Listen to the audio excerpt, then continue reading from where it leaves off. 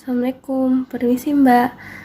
Saya punya keluhan batuk disertai flu dan sudah beberapa hari ini belum sembuh-sembuh juga. Salam, sudah pernah check up ke dokter? Belum Mbak.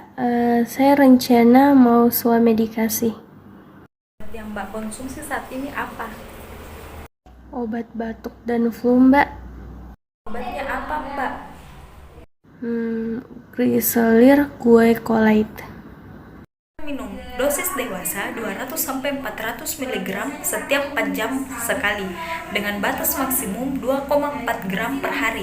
Beberapa jenis obat akan menimbulkan efek sampingnya pada penggunaan gliseril guaicolate jika dikonsumsi bersamaan dengan obat-obatan lainnya. Selalu ikuti aturan dokter atau petunjuk penggunaan yang tertera pada kemasan sebelum mulai mengkonsumsinya. Gunakanlah antara satu dosis dengan dosis lainnya pada jarak jam yang sama.